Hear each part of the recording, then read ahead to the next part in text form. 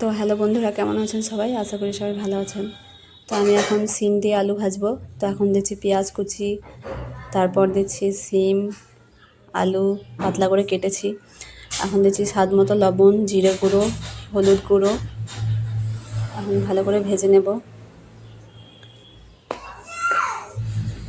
তো 5 মিনিট রান্না হতে দেব। ঢেকে দিচ্ছি। 5 মিনিট পর রান্না হয়ে গেছে। এখন নামিয়ে নেব।